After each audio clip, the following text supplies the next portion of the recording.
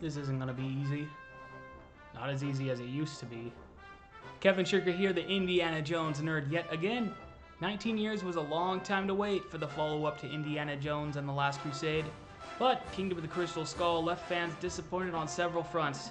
Today we're going to be taking a look at the top 5 things we want from Indy 5 that the 2008 installment was lacking. Before we get started, make sure you hit that subscribe button so you never miss any Indiana Jones content from me.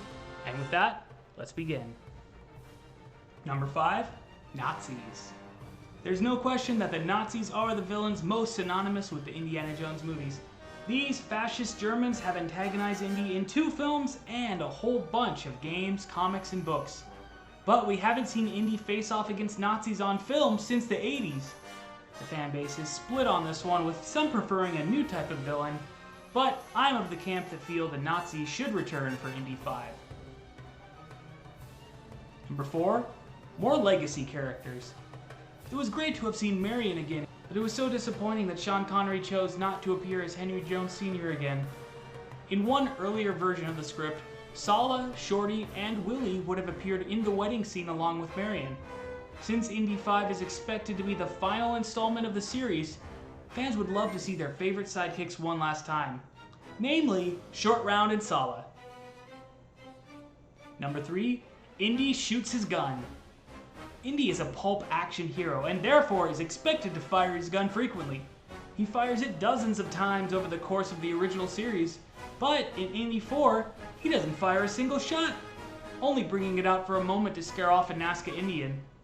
This is something that has to be remedied in Indy 5, especially since Indy is much older now.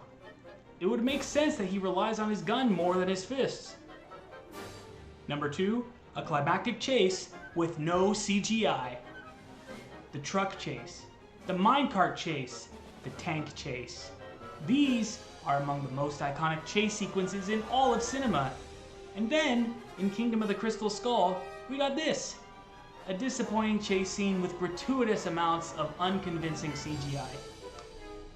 Poor Shia LaBeouf had to endure getting his nuts slapped with CGI foliage and the humiliation of swinging through the jungle with CGI monkeys. And to top it all off, we got a swarm of CGI ants to conclude the chase scene for good measure. We want jaw-dropping practical effects like we saw back in the 80s, please.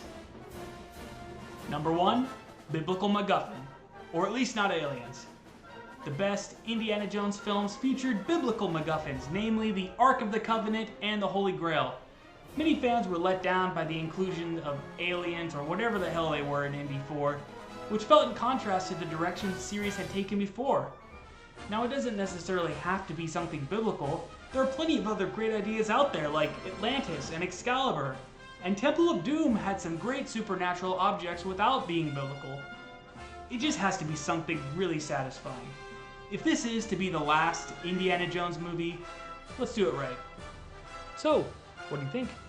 What does Indiana Jones 5 most need to remedy about Kingdom of the Crystal Skull? Let me know down in the comments, and be sure to hit that subscribe button because I'm going to keep you informed of all the Indiana Jones news to come as we set our sights on Indy 5.